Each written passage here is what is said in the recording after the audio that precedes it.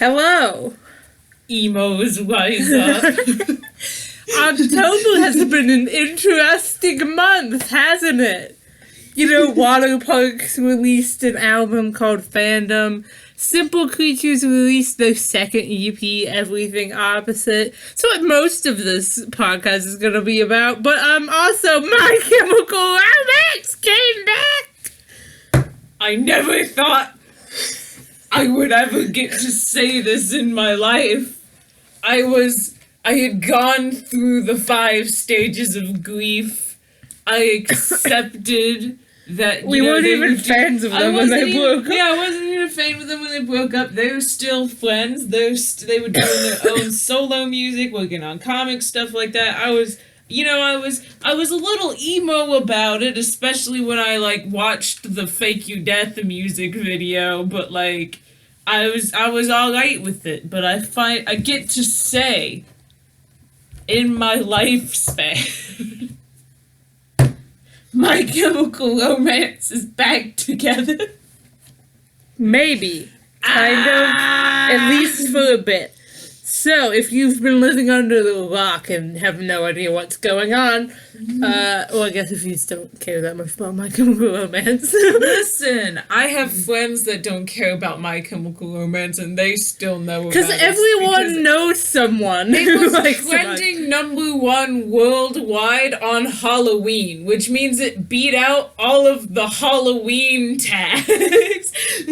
So, basically, My Chemical Romance broke up in 2013, 6 years ago. And then on Halloween, they just casually announced that they're having a show. They're playing at least one reunion show in LA. On December 20th. Which makes me very happy and also kind of sad because I can't go.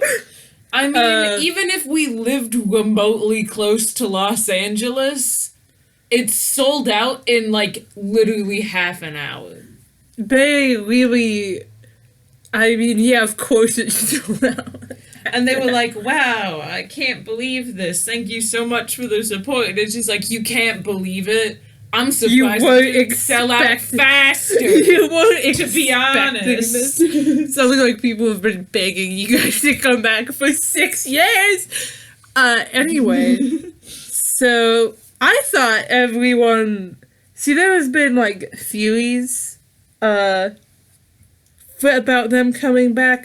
The biggest one was called the Smashing Pumpkins theory. Yeah. Well, if you don't know what that is, basically while they were still a band, which one of them was it? I think it was Gerard, but I'm not sure. One of them said that one of the band's biggest influences was the Smashing Pumpkins.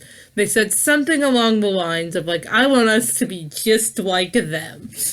And the Smashing Pumpkins were together for 12 years, broke up, and then got back together 6 years later, and then My Chemical Romance were together for 12 years, and then they broke up, so some people were like, maybe, and then they did the math, and it was 6 years from now, from when they broke up, it's 2019, which their last album, Danger Days, was this weird rock opera thing about a dystopian world set in 2019. So everyone was like, guys, I have a theory that they may be coming back in 2019. And I thought the theories were entertaining. I'd be like, well, obviously that would be really awesome if they did that. But I was like, it's not going to happen. I thought they might do. Yeah, I thought they might do something for 2019.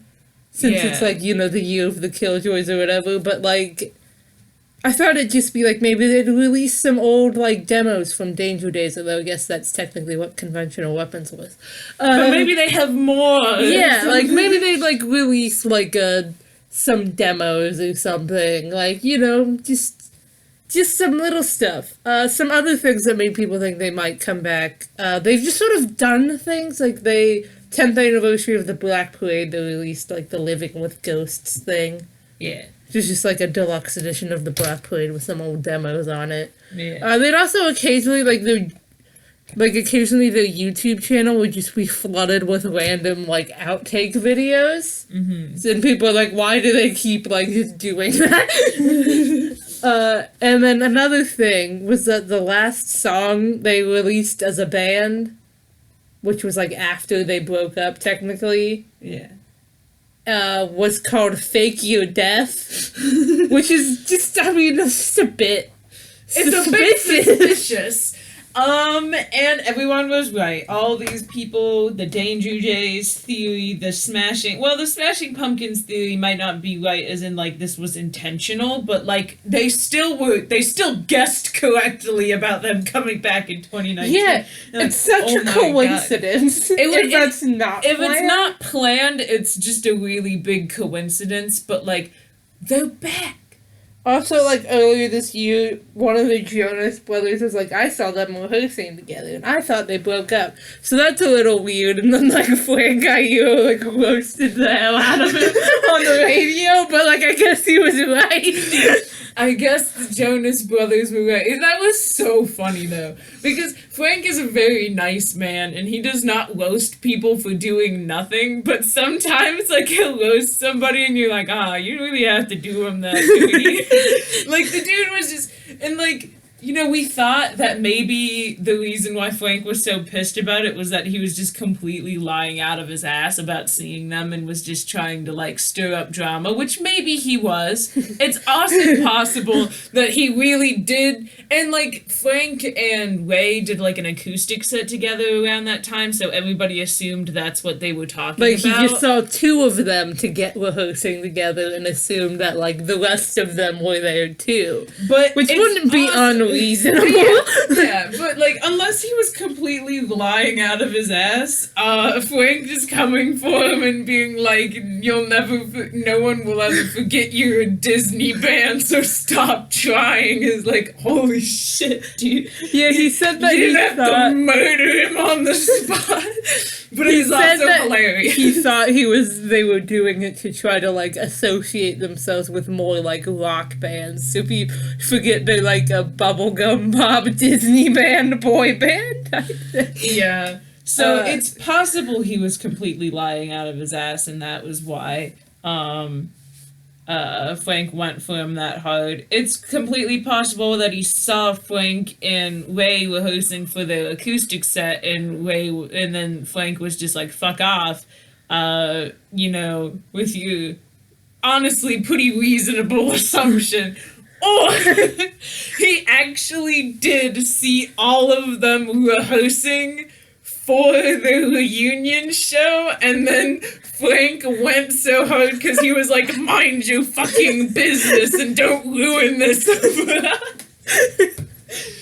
Either option is very funny. But he succeeded. Yeah. Everyone did, in fact, forget about it after a while. No one believed them. No one dared to believe. And then when they were all so fast to be like, no, fuck off, they were all like, man. So, like, this could be just the one reunion show. Which, if it is, I'll be completely happy with that. Yeah, I'll still be kind of sad we didn't get to see them. I'll be sad I didn't get to see them, but also there will be a bunch of, like, cell phone videos of the concert on YouTube that we can watch. It's also possible that there could be, like, a full reunion tour. It's also possible that they're just, like, fully back together on, like, a somewhat permanent... Like, not just a full tour, like, they're just a band again. They might, basically, I'm kind of dying because they might just drop a song on us at any time. It might just be one show. It might be one show. It might be a tour, and then they also might be making new music. So, like, no one knows. No one knows, and they're certainly not telling us. They could just be, like, playing it by ear, I guess. Yeah. Like, doing the one show, seeing how it goes, seeing how it feels to be back as a band again. Yeah. Who knows? They're calling their show Return, which, I don't want to get my hopes up, but that sounds kind of, like, permanent. Return, if you return to something... That's, like, you, like, planning to, like, stay at least for a little while. If you if you go to, like, a reunion, that's a very, like, temporary kind of thing. Yeah. But a return, semi-permanent. Yeah, we're all very confused, but could just very be them. happy. Everybody's shifting into emo mode. Could just be them being extra like they usually are. That's true. And I just love the solidarity of everyone being happy that My Chemical Romance is back together. This is the closest we have gotten to world peace since Pokemon Go came out, people. Like, people that I didn't even have any, like... There's of course, the emos and the goths and just the alternative kids that are like, yeah. And then there's also like people that I wouldn't even have thought would like them at all, who are like, yes, let's do it, like fucking Curtis Connor. Which, I'm not surprised that he likes My Chemical Romance, but I just never associated him. I never thought about him liking My Chemical Romance, and then he was excited they came back. This artist that I follow that just makes, like, really cute pastel, like, watercolor paintings was like, hell yeah, boys, let's go. And I just love how everyone is universally excited. Like, everyone is emo when it comes to My Chemical Romance, no exceptions. But yeah, so that's the big news. That's the big news. Couldn't talk for an hour about it, unfortunately. There's not enough because there's just not, they yet. haven't, like, told us enough things. I'm just... She's very excited. I'm so happy. I, like, walked into one of my classes, like, on November 1st, and just looked at my friend and just said, I'm dying, and she knew what I was talking about. I have to explain myself. It's so good. But yeah, anyway, Waterparks dropped an album last month. Yeah, moving October on 11th. from it's the... called Fandom. I love that all of their, like, projects are in alphabetical order. It's great, isn't it? It's the type of, like, dedication I would not have. Oh, yeah, for sure. Requires an amount of planning I could not. And it's also fitting for, what the album's about, to an extent. Yeah. A lot of it is about, Austin working through... It's basically a concept album. It's basically a concept album. Where a lot of it is Austin working through the fact that, his relationship ended because she cheated on him. Which sucks. You either gonna be dating Austin and cheat on him? Like, what isn't that just a line in Turbulent, basically? Pretty much, yeah. It's like, homegirl, sort your shit out. So he's understandably pretty upset about that, and a lot of it's just about equal parts, like, anger, sadness, and acceptance. Like, a lot of times he's like, I think it's more heavily on the sadness and anger than me. That's true. It's just kind of, about him working through it, and then also about them roasting the fuck out of the alternative music fandom. Yeah. They really snapped a couple of times. Yeah, so it's got, like, two running plot threads. Mm-hmm. The breakup, and then, like... how shitty fan bases can be sometimes. We're not gonna get into a super big rant on this because we've already done it on this channel. Watch our podcast called Call Them Sellout Boy One More Time. If you want to hear our thoughts about that. But they're generally, like, a lot of times the alternative music fans can be, like, very pretentious, very gatekeepy, very much, like, trashing on alternative bands, new music, just generally being very unsupportive of the band that they're supposed to love, and it's very whack. No one hates bands more than their fans. Like, I'm pretty sure... like, bands like Fall Out Boy and Panic at the Disco get more shit from their fans than, like, people who don't like them. Yeah. So that's a lot of what Fandom is about as well. So the first song on the album's also really weird, we'll get into it, but there's a lot of like really short songs, there's a lot of just like weird transition things. It's a very funky album and I very much dig it. Yeah, all the songs, like you know, Waterparks has always had this weird like mashup between like electro pop and like pop punk, but it was never like seamless. It was never like pop punk, but like with more electronic elements. It's like half of the song is like electro pop and the other half is pop punk. And that one's really busted out in this one. This time though, they're like swinging more wildly. Like there's some songs that are like full pop punk and some that are like full electro pop, and they're just like all over the place. Yeah, it's very cool. So the first song is called Cherry Red. And what a start to an album. The intro has a very strong vibe. It's very compelling.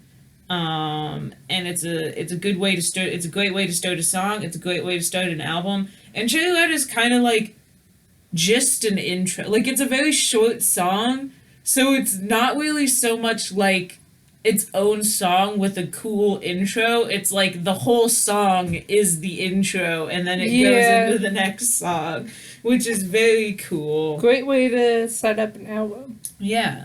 I really enjoy Waterparks' tendency to use like colors as like metaphors in their songs. Like they do it a lot. And they do it a lot in this album.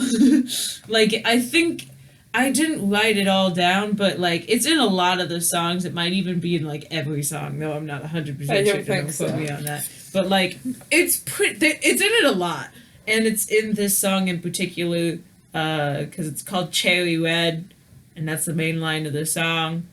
Just that, nothing else. Yeah. But also the main line is cherry red, sour green, and then something I can't understand. I thought it was cherry red. You know, I died for you.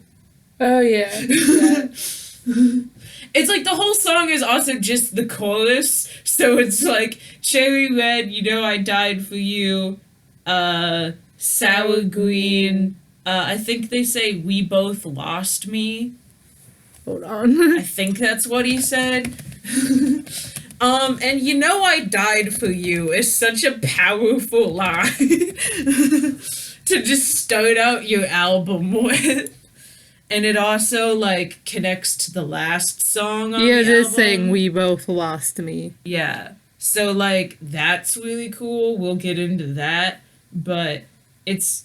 The transitions on this album, like, there's a lot of connections between songs on this album, which is in, like, Austin was, like, hyping up the transitions before the album came out, because he was like, I really like doing them, and I think they're really cool, and they are really cool, but they're not what I expected, because they don't actually lead into the next song. Yes, they do. No. Most of them do. No, they don't. Yes, they do. What are you talking about? That's what a transition is. If it doesn't lead into the next song, then it's not a transition, then it's just like a weird thing. It's like a weird thing. They don't really, like, blend into each other the way most transitions Cherry do. Red blends into Watch What Happens Next. No, it doesn't.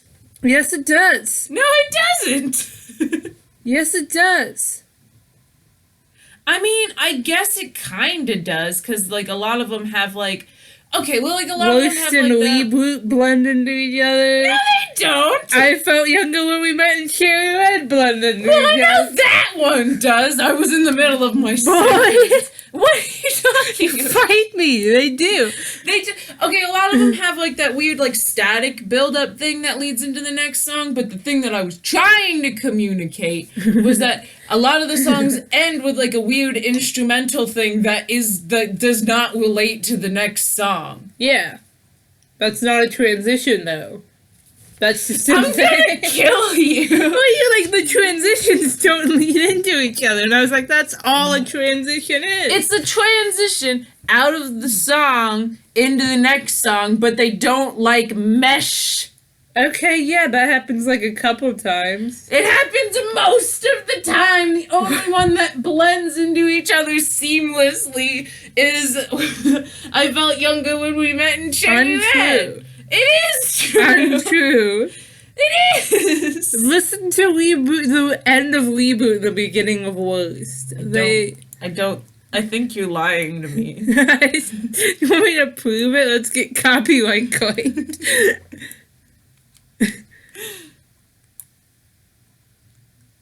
I think you're lying to me. That's...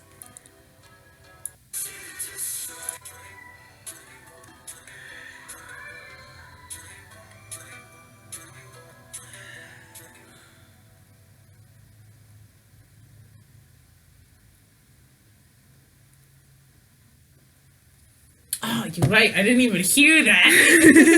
Okay, so some of the transitions, the most obvious transition, at least, and like the smoothest one. Listen, all right? You can't blame me for not hearing that. It's static in the background. I can't blame you for fighting me so hard about it. Yeah, because I didn't even know it was there. Anyway, the most obvious one is, like, very cool because it's the last song of the album leading into the first song of the album. So it only works if you listen to it on loop. Yeah. And the transitions are just very funky. They're very cool. I enjoy them a lot. And yeah, I lost my train of thought because you wanted to skewer me. So I don't even know where I was going with that, so thanks a lot. Well, that's what Glitch. you write him down for.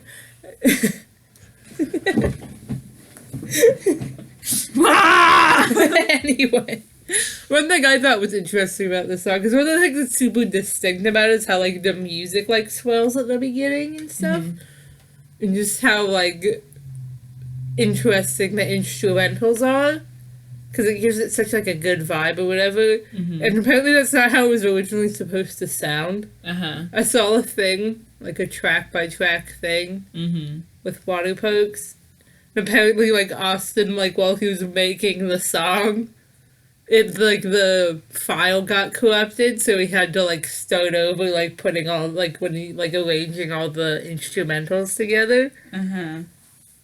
Like, he had to just start that part over, and then when he threw them all in back into the thing so, you know, he could arrange them again to the way they were, but then he hit play and it just sounded like the way it sounds on the album, and he was like, oh, guess I'll just leave it like that. A Galaxy Brain production.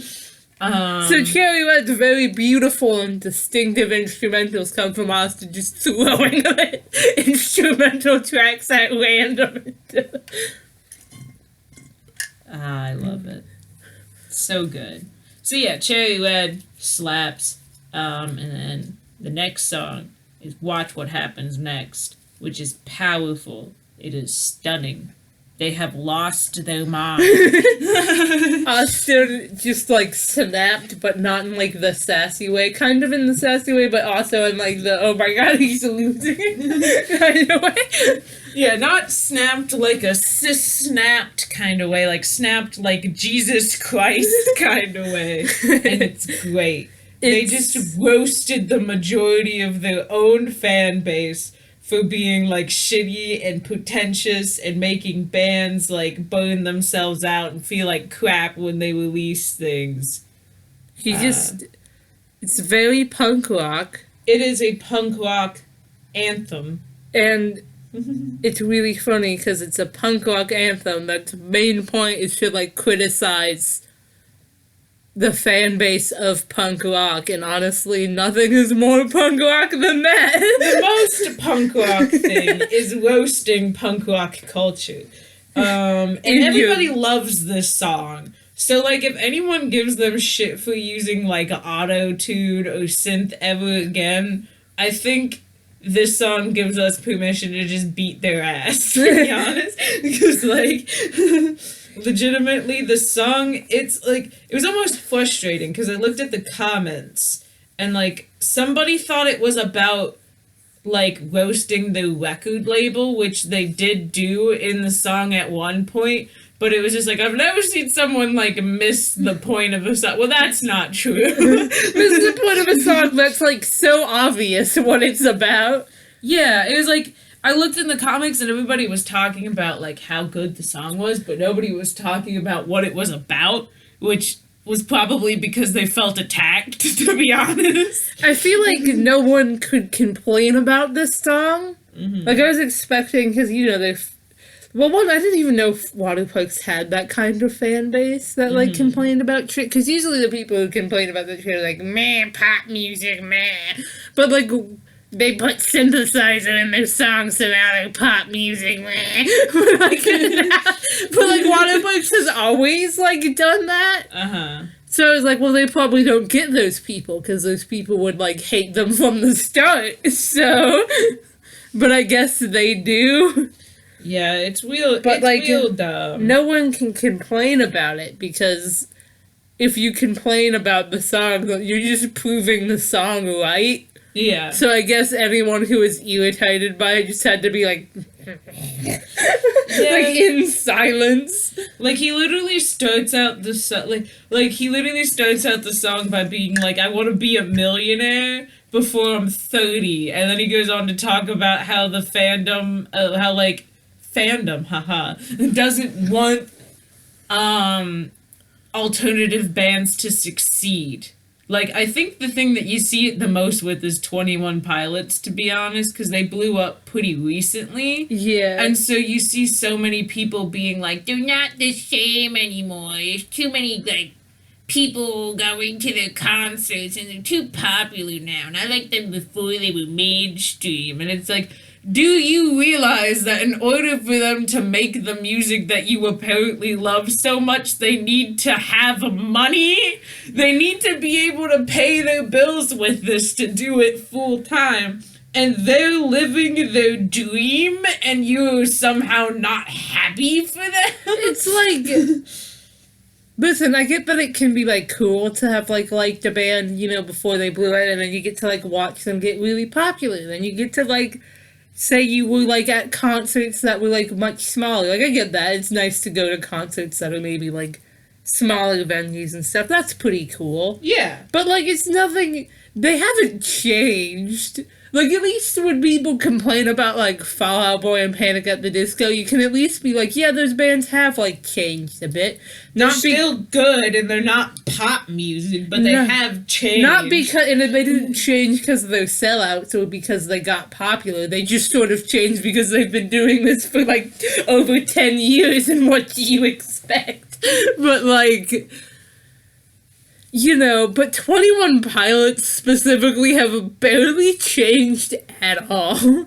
Yeah. At least, like they changed, like, a little bit, because obviously you're going to, after some time. Mm-hmm. But, like, it's not like Fall Out Boy and Panic at the Disco, where it's like, is that the same band? It sure is, alright. It's like... Like, you can tell that they are the same band, and, like, the styles are pretty similar. They just sort of evolved a bit over time. Yeah. And it's, like, I just am very pleased that Waterparks put out a whole song that's basically just, like, you can't be sad when a band breaks up if while they were around, you shit on them and made them feel bad for wanting to make money. At Fall Out Boy stands. You're the reason the hiatus happened. Fuck you. Anyway. But, like, that is... No, that's, like, a legit, like, thing, though. Mm-hmm. It's, like, whenever a band, like, the couple times that I've noticed a band, like, going on hiatus, mm-hmm. or, like, breaking up or whatever, like, their last album was always one that, like, wasn't received well. Like, before Fall Out Boy went on hiatus, like, Folia wasn't received well by their fans. For some goddamn reason. Folia is a musical masterpiece. Folia is sonically and lyrically perfect. But, like, fight me. And even, like, with My Chemical Romance, Danger Days wasn't received very well somehow. And again, Danger Days is sonically and lyrically perfect. Actually, like, really, that album's the best thing ever. Anyway. It's like, they break up or they go on hiatus after these like albums that they poured their heart and soul into aren't received well, and then people are like, oh, I can't believe they broke up, I'm so sad. And it's just like, yeah, well, you were the one that booed them off stage when they performed their fucking song. That never happened. I know I'm exaggerating. I mean, you did essentially boo them off stage metaphorically. Metaphorically speaking. It just bugs me so much that people trash bands and then assume that the bands won't hear about it or won't care, and you're supposed to like the band. And I'm just glad that Waterparks is bringing it to people's attention, like, hey, we see this shit, and like fuck you. Yeah, like, honestly, I could do, like, we could talk for a whole other hour about this shit, but, like, makes me so angry. It's just, like, and it's, like, the thing is with the punk rock specifically, is that it's so stupid and, like, not what it doesn't make any sense for people who are supposed to be punk rock to diss people for, like, changing or whatever, because, like, it doesn't make sense to me, because the point of punk rock is to be subversive. And so if you're just telling someone you have to be exactly like this, that is the exact opposite of what you're supposed to be doing. It's literally like that meme where it's just like, be subversive, band, does something, them. No, not like that. Yeah, it's like, that's the exact opposite of what you say. It's that, like, thing people say sometimes where it's like, conforming to non-conformity is still conformity. Yeah.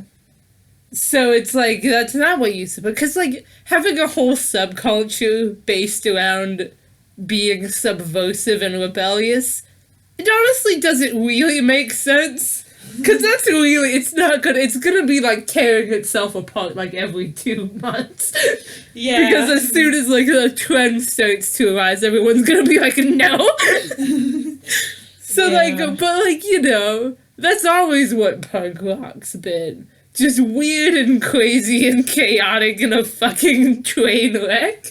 Yeah. And that's the way it should be. That's the way it should stay, because that is objectively the cycle of avant-garde, you know? It's like you do something different, and then it kind of becomes like a normal thing, and then you gotta do something else different, you know? Because once the different thing's not different anymore, then you're not being subversive anymore. You gotta keep trying new things. And eventually you're gonna end up back at where you started at the thing you were, like... like, eventually, like, if you try to just to be subversive, you're just gonna end up... Sometimes you're gonna end up crossing a bit, like, closer to, like, the thing you were originally trying to subvert. In your attempt to subvert the subversion. It's a mess. It's a we're disaster. getting very off topic. But that's the way it should be. We're perfectly on topic. I don't know what you're talking about. Anyway, next song on the album, Dream Boy. Bubblegum Pop is shaking in their boots. Yeah, this one's great. It's like, it's kind of more in line with, like, the usual thing of, like, Frankensteining electro pop and pop punk together, because it's this, like, bubblegum pop song. It just got this, like, heavy punk rock guitar riff in the middle. Yeah, it's like pop punk undertones, but with, like, a very, like, bright, kind of, like, I don't want to say tweeny bop, because it's not really tweeny bop. No, that's kind of what it sounds like. That's, like, the closest word that I have like, for it. It sounds like boy band music, both, like, sonically and lyrically, except for the fact that there's just a punk rock guitar riff shoved in there, and the lyrics are doused in sarcasm. Yeah, it's, like, kind of got an almost ominous undertone to it. And it's got, like you said, it's got a very pop-punk guitar riff, but it's got like really boy band energy, but like in like a nice way, you know. Like it sounds really good and it sounds really cool, and it's just kind of like very tweeny bop, but then like kind of like you said, doused in sarcasm. Because like apparently what it's actually about is like it's more about that like fan culture kind of stuff. Mm-hmm. How like people when they kind of know it, when they like know about you but don't really know you as like personally, then they like build up all these like weird expectations and like fill in the gaps of like the image of you, and then like it's like not anything you're able to live up to. Yeah. So that's what the songs. So it sounds kind of like a boy band love song kind of thing, but that's what it's actually about, toxic fan culture. Yeah. But like less roasty this time, because he was kind of like it just sort of happens. It's not like a thing people do on purpose. Yeah, it's not like people being like, you put auto-tune on your song? I didn't know you were a shitty pop band. It's just like, it's what people do when they like a band and they know a lot about the band, but they don't know the band members personally, obviously. It's like just how the human brain works. Yeah, but like so like there's not much you can really do about it, but it's still kind of annoying. It's just kind of a thing to kind of basically be like, hey, if I don't end up being like what you want me to be, like, remember that like you don't really know me, so maybe don't be so disappointed if I don't turn out exactly like how you imagined. Yeah. You know? I also just really like how excited they are about how popular it's getting. Like, it's getting played in Target. It's getting played on the radio. It's getting, like, a lot of traction, and they're just so genuinely excited about it. Because they've never like, gotten, like, a hit song before. Yeah, like, they're a popular band, obviously, but they haven't really broken into, like, the mainstream, like, music industry the way that, like, a lot of other alternative bands have, at least once or like, twice. Fall Out Boy and, like, they're not really mainstream bands necessarily. They just kind of, like, have, like, hit songs that, like, pop into the mainstream consciousness every now and again. People and then, know who they are. And, like, Waterparks is really well known within the alternative, like, community, but not really as much in the mainstream. And now they're kind of getting a little bit of that, like, you know... Like a little bit of that, and they're just so excited about it, and it's just like very like refreshing and genuine, and I'm just like, aw, I'm glad that it's doing well. Like, they're like the type of popular where if you ask someone who like likes alternative music, if they know who they are, they'll probably say yes, but if you ask someone who doesn't, they'll probably say no. Yeah, and it's just very sweet to see them be so excited, and I love it so much. And also the music video is weird as fuck. This so like watching this music video, it was like, they've lost it. They've lost their mind. Austin directed it, and you could probably tell that even if no one told you, because again, it's weird as shit. It's like there's like fucking Otto leaning out of the window with like a laser shooting machine gun, and he's wearing hot pants. And like Austin's sitting on the hood of a car, and you can tell that they have an actual car prop, but it's very obviously green screened into the background, and then like the band members are very obviously green screened onto it at certain points, but not like all the time. Sometimes it's very obvious that they're actually on a car prop, and other times they're like green screened onto the car prop, and other times it looks like the car prop is just like CGI. And it's weird because it is like really in the green screen too.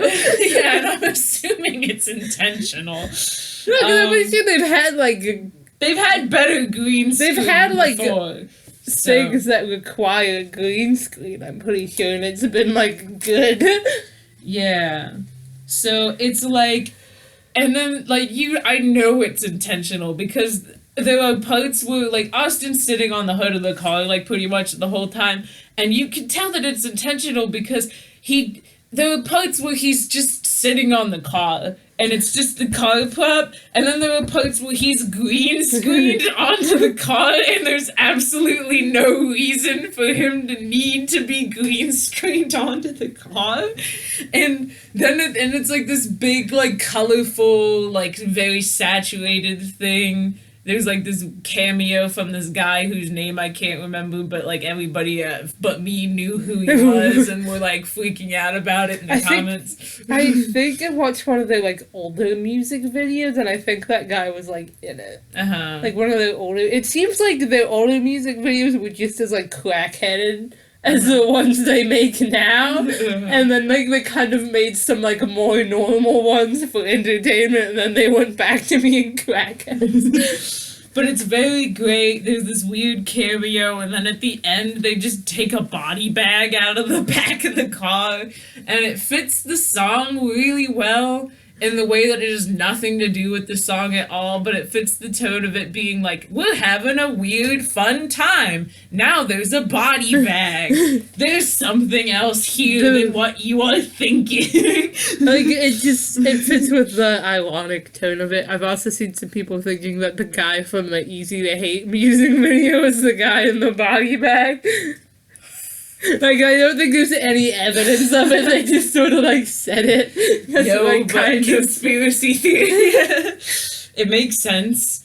But yeah, it's a very good song, and it's a very good music video, and it's great. And anyway, Easy to Hate's the next song, which also has a great music video.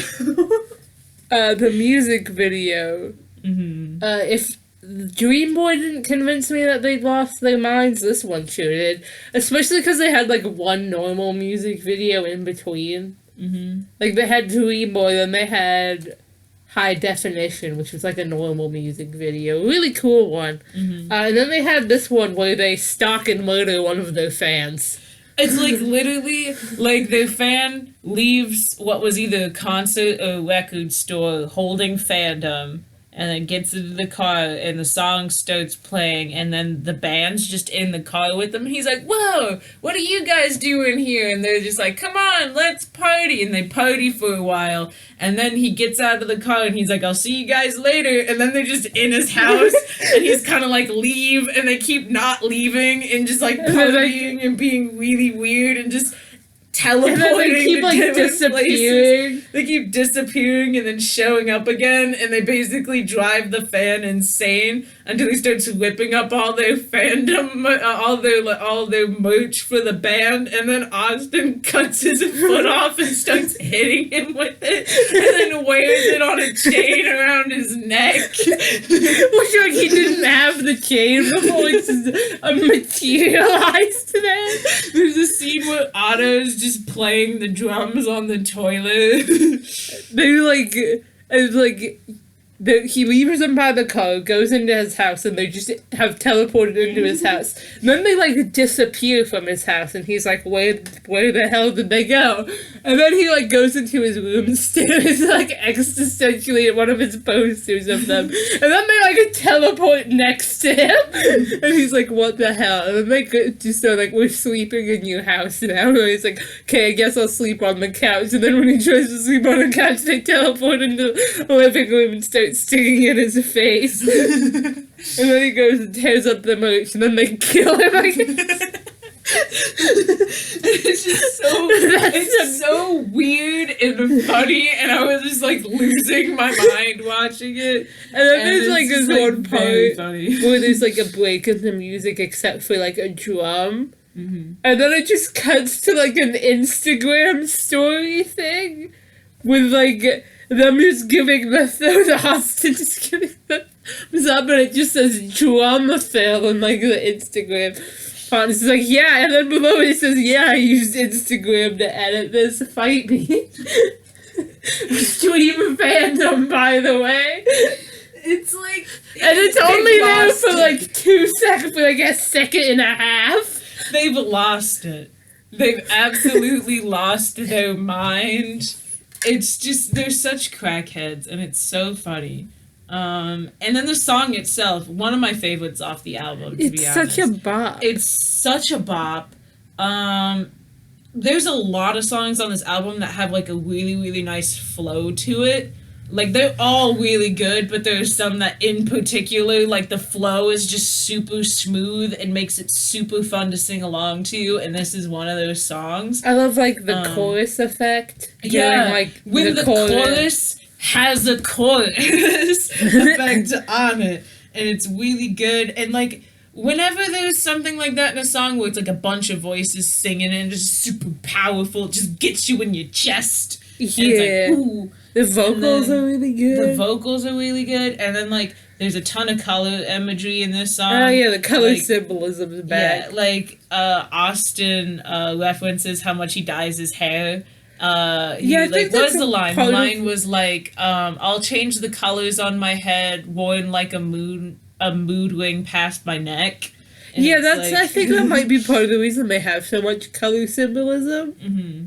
Is because it's like he does that with his hair. Like, they mention it in... Like, I think the first time it was mentioned a lot was in... Well, they mentioned it, like, a lot of their out. Like, even on Double Dare, I think it comes up a couple times. But he says it most explicitly in Blonde. Uh-huh. About, like, him dyeing his hair based on his mood. And I mean, that's, like... Can I have some of your water? I'm dying.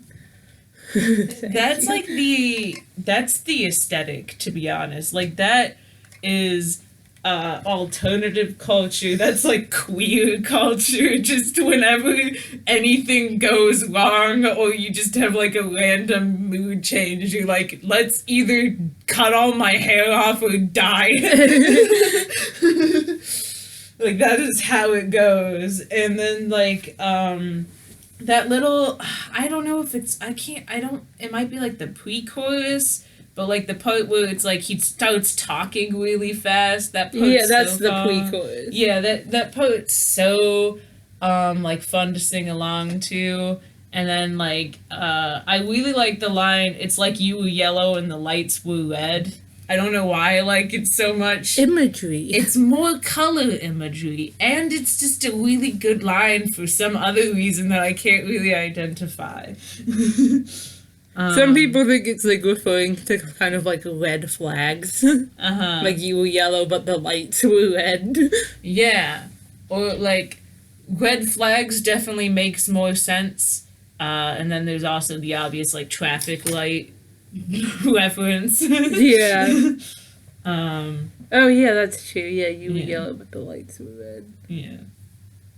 You know. That might actually have a similar thing to, like, the reds. Yeah, it's like the red flag thing. Like, she seems like everything's okay. Or, like, if we're going in the red flag thing, then yellow could not just mean, like, ooh, slow down, be cautious. It's like, you know, it's a happy color. But then, like, everything else is like, stop! Stop right now! But yeah, it's a really good song. I love it. It's got, like, a very upbeat pop punk tone. It's got, like, that cool, I don't know if it's, like, guitar, like, synthesizer, but a little, like, guitar solo sounding thing. Yeah. Middle, that's cool. Love me a guitar solo. Might be synthesizer, but it sounds like guitar solo. Are you talking about the part that goes, like, boop, boop, boop, boop, boop? No, that's not what a guitar solo sounds like. I know, but, like, are you also talking about that? Because you said, like, the weird synthesizer thing. No, I said it sounds like it's like it could be a guitar, but it also could be synthesizer. I do like the synth in that could song. Apply to that, too, though. That's definitely synthesizer. I do like this. Okay, but, like, it That's could not what I was talking about! I was talking about the thing that sounds like a guitar solo, but it might not have been. I was just clarifying that it might not have been a guitar, it might have been synthesizer. Right. But I do like the synthesizer in this song, too. Yeah, I know what you're talking about as well.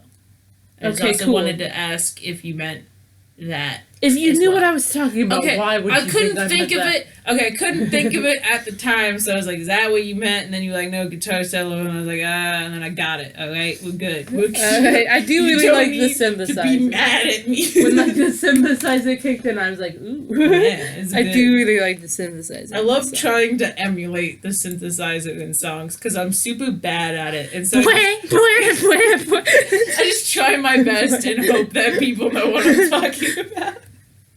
Yeah. I was like, it wasn't that bad. Leave me alone. Anyway, next song. High Definition. Sad boy hours. Big sad boy hours. It's super pretty, but it's like very raw and sad and just kind of makes me want to just be like, right in the heartstrings. But it is a really beautiful song. It's a very beautiful song. It's another one that's got a really good flow to it. It just like is like very kind of like relaxing in a way, and it just kind of like goes, you know? It's just kind of yeah. I kind of see what you mean. It just kind of like it's very floaty. It's very floaty. I really like. I don't know how to describe the synth in the background of the song other than cuckoo clock-esque, which may not make any sense. It doesn't? Okay, so like, I'm trying to think. It's like. Are you talking about the No. kind of thing? No. Like the. I can't do it, but it's just kind of like this, like. It makes like a do do do do do do. Like that's not right. Don't listen to that. I can't do it. Okay. I can't do it right. Hold on. I'm gonna get copyright claimed again. But I need to show you that I'm not crazy. Hold on. Maybe they won't pick it up because this video is so long. That's not how those things work. I know. Hold on. Hold on.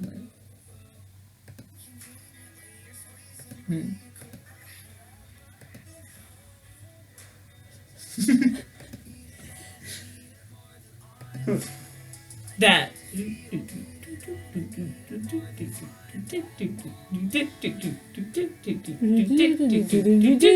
No, it doesn't do that. It just goes do do do do. It's the. It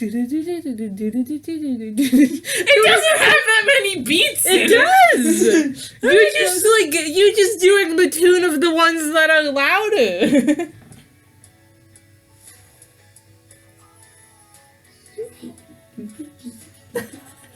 No, I don't hear any other ones in there, fam. Are you talking about the chords? Like the do? No! I don't know what you're talking about. Anyway, I really like that part. And like, But I that don't doesn't know why exist. the only part of I don't know why the only words to describe it that came into my brain were like cuckoo clock-esque, but that's just what it reminds me, because it's got a very like constant kind of like beat to it, I guess. And it kind of reminds me of like the kind of cuckoo clock-esque kind of thing that's in Cave Town song Telescope. Okay, well, listen, insane. I'm not. It's there and it's good. Anyway.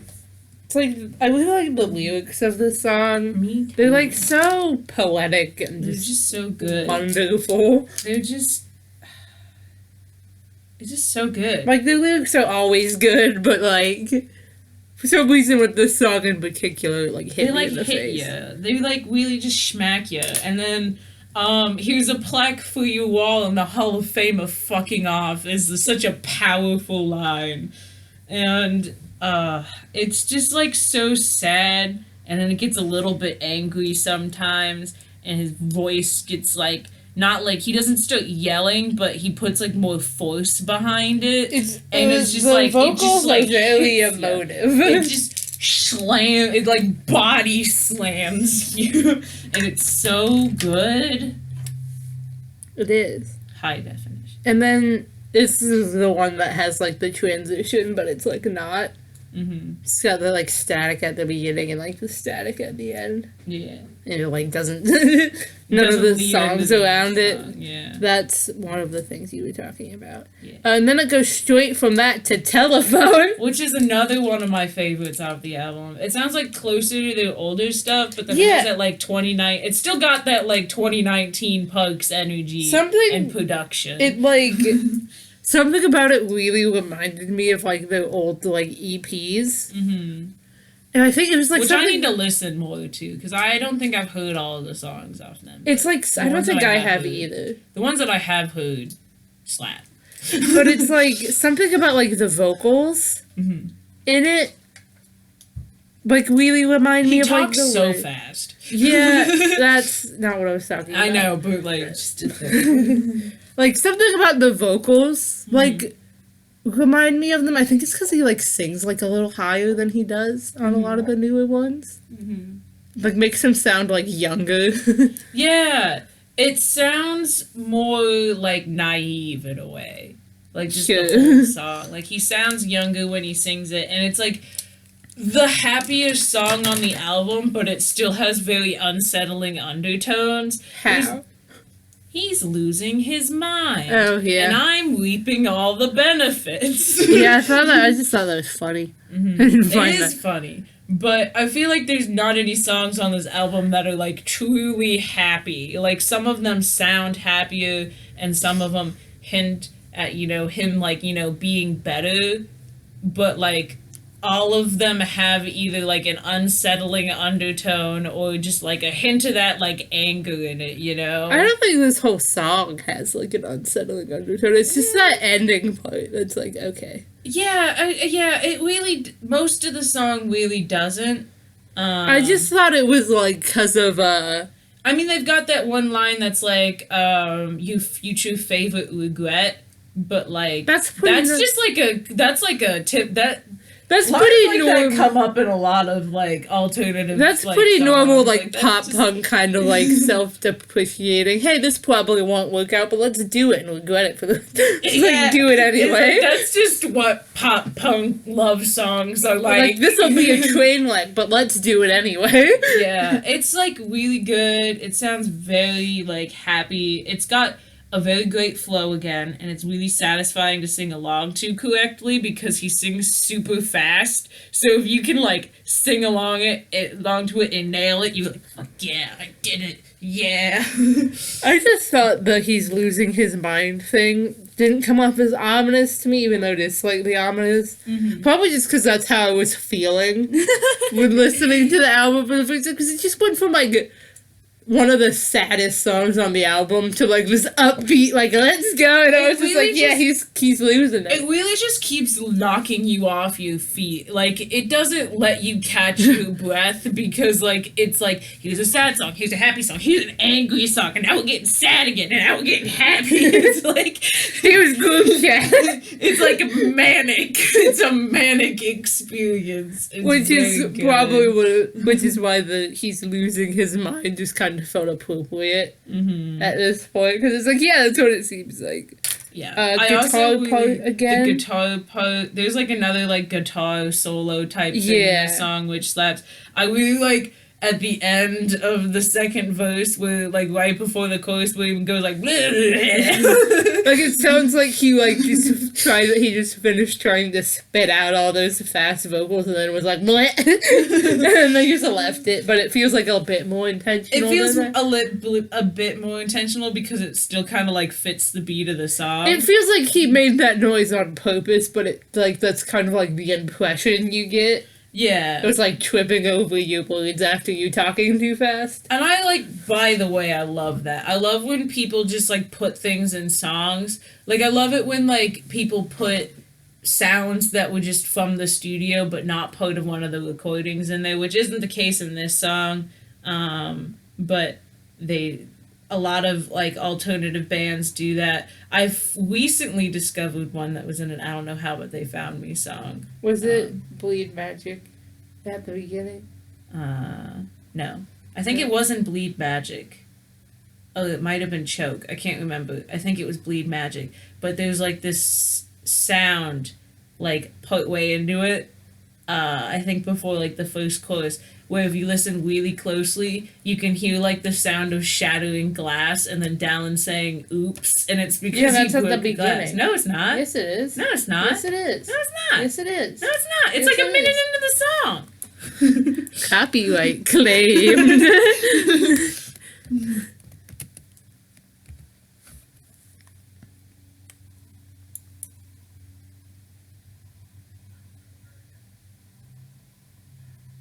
Oh, yeah, it's something else at the beginning. Yeah, there's more. It's like talking in the thing, but the breaking of the glass is like a minute into the song. Okay. Stop fighting me on everything I say. I was right the last time. Don't care.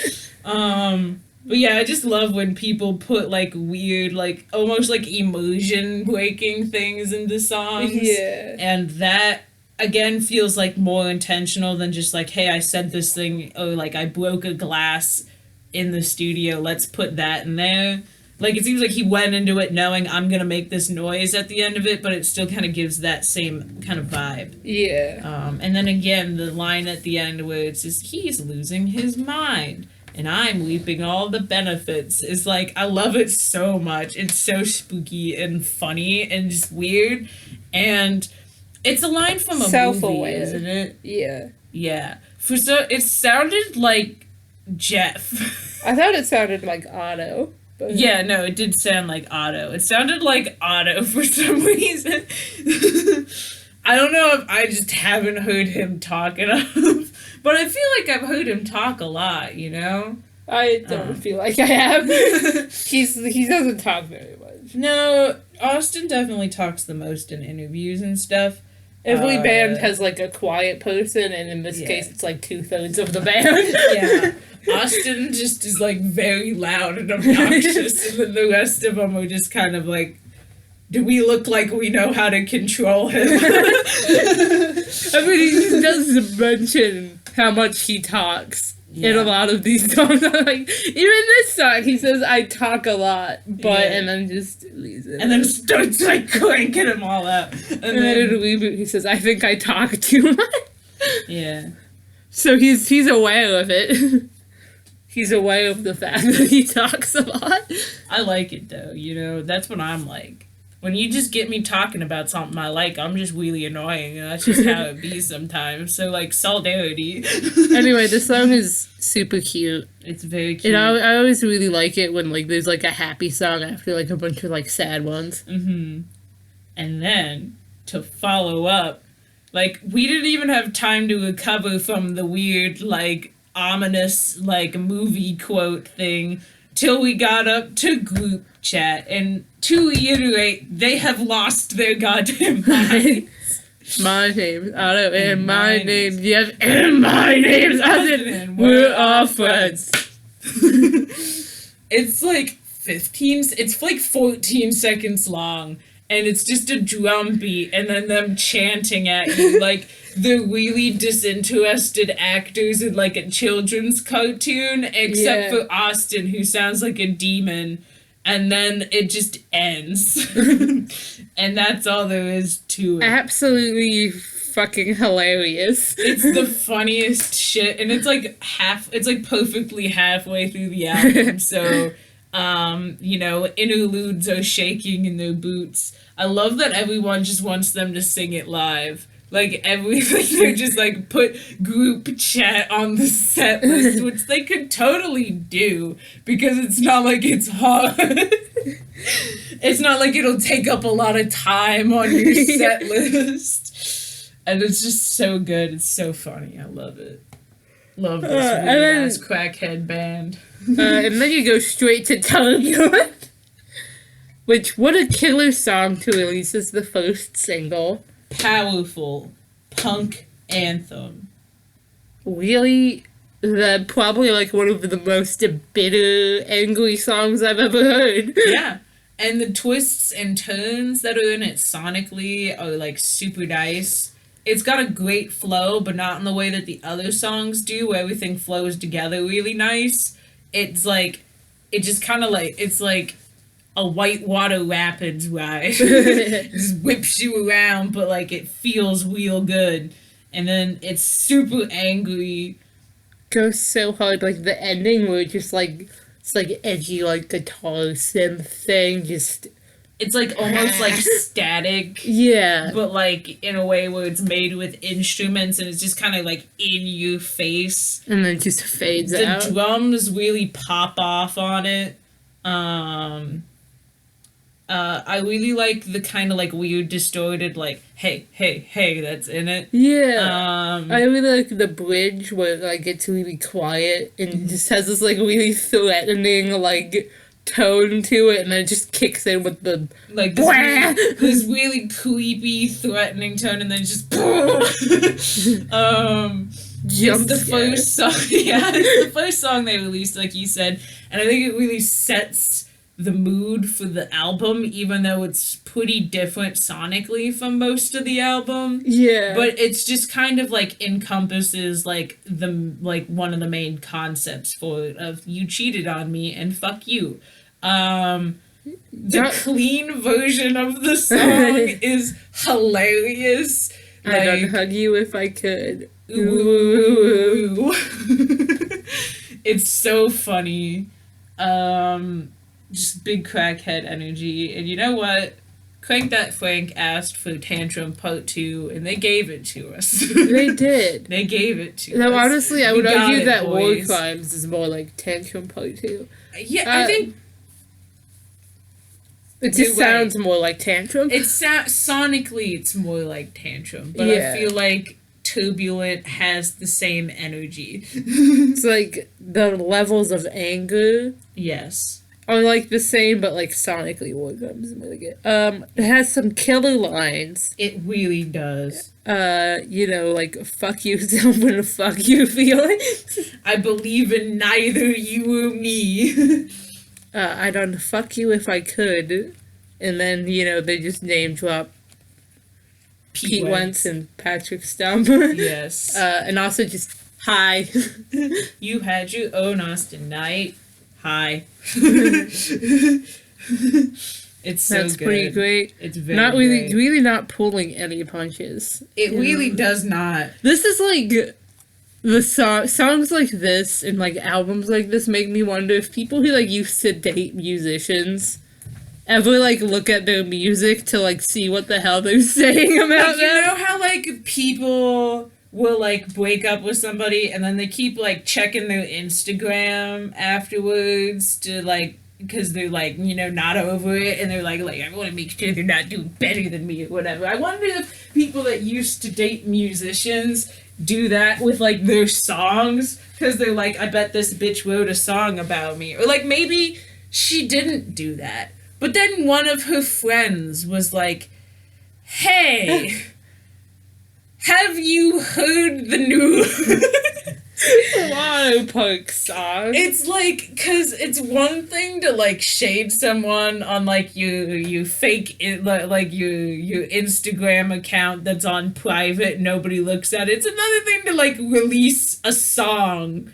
that's literally like, I hate you. And it's fine, because they like don't name like, because like it's not like they say what like their name is. Yeah, although with celebrity, like when you reach popularity, a lot of times people will, like if you got together and broke up like in the public eye, a lot of people will at least guess at who you're talking about. I guess they won't know for sure, because it's like it could be about like a breakup from like years ago or something. It could have been written by like one of the other band members. Like, you know, they don't know for sure, but like people can like take a thick guess. It's just like homeboy really just didn't care if she heard that, because he's just like, fuck yourself and fuck your feelings, bro. I don't care. I don't care if you hate me. I hate you. It's like, I just want to, because, like, I feel like on one hand, you might not want to look back, because you might not want to know, you might just want to move on. But on the other hand, I feel like, wouldn't you be, like, really curious? Mm-hmm. Like, especially if it's, like, you are hearing things about it, and you're like... like, how do you react if you go and listen to your ex's new music and they're just like laying into you? They're just whipping into you with like a meat cleaver.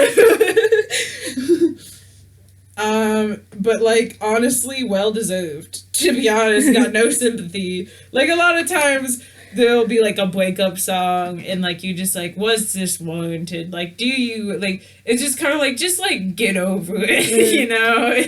Like it's like you don't it like know feels how like very petty drama, but with this one, it's like, which to be fair, that could always be because you just like don't know like. Yeah, it could like be just the like story of the breakup, so you're like, is this warranted? I guess it could be. I don't really know, but like, I don't know. seems kind of overkill. But with this one, again, I got no sympathy. Like, if you don't want you like to have a song written about like that just like trashes you and everything about you, maybe don't cheat on your boyfriend who's a musician. Like, just a tip. If you don't want someone to come for your blood, don't treat them like shit. It's the golden rule. Hold on a second. Hello. Okay, this is working. Cool, where were we? Never bloom again? I think so. The sad boy hours are back. You're right. You're very correct. But like it's really relaxing and like pleasant. Yeah, it sounds really relaxing and pleasant. I like the acoustic. And I really like the background harmonies a lot. Yeah, the backup vocals is so good in this song. They're so good. And like the instrumentals are like so simple that like it really kind of lets the background vocals like really shine, and it's like just super good. But they're just really pretty, and like Very the lead vocals are great too. Like at I guess it's the post chorus, which is like the second half of the chorus, where it like starts getting like higher and stuff. Like slightly more like aggressive in a weird way. Not necessarily aggressive, but like It's again like more. There's more stronger. like force behind. Yeah, like that's so good. Yeah, and like he does that a lot. Like in the verses, he just kind of sounds like a little bit more like flat, you know, a little bit more like not like, you know, like he does all the notes are the same or anything, but just like his tone of voice is more like more monotone, more like listless, I guess. Yeah. And then in the chorus, he like kind of like livens up a little bit more, but not in like a happy kind of way. Like he sounds more upset about it. Like it seems like it's like in the verses, it seems like he's kind of just like a little bit numb, and then in the chorus, he's just like sad, and it's like, ooh, I don't like it, but I also love it. I like how it gets like more upbeat in the middle. Like the guitar part goes from like soft strumming to more like upbeat kind of thing. Yeah. 'Cause that's like just for no reason at all. It just does it. That's cool. There's some killer lines in this one too. Like, God fell asleep in the middle of the day. He built my self-esteem. Like, Oof. Jesus. What a line. I like how like the chorus kind of builds to like the post-chorus. Because usually in songs, the chorus is what people are like building to. That's like supposed to be like the biggest part of the song. But like I like how it's like the post-chorus is more like the part you're building up to. Yeah. That's cool. I like when people structure songs weirdly. Yes, I dig it. And what's the other good line that I wanted to talk about? I didn't write it down because I didn't think about it, and then like right when we were talking, I thought about it. Ooh, I didn't think I would give what you took, but I set it off in gift wrap. It's like all of these sounds are like real like sad, but like they also got so much power behind them. Yeah. It's a good song. I like it. Banger. It's not a banger. No, Sad not boy at all. hours. Anyway, moving on. Another To the next song. another like powerful line Uh-huh. is like "You're not alone till it stings like this." Mm-hmm. So, like, in itself, I mean, it's a good line, but it's not, like, super. Mm-hmm. I think it's just, like, the way he, like, says it. Mm-hmm. He, like, makes it, like, oof. He do, You know? he do. Anyway, the next song. What a song. What a title. Because it is called I Miss Having Sex, but at least I don't want to die anymore. Great song! Great title. Old Fallout Boy is quaking. What a title to give you song. What the fuck, bro?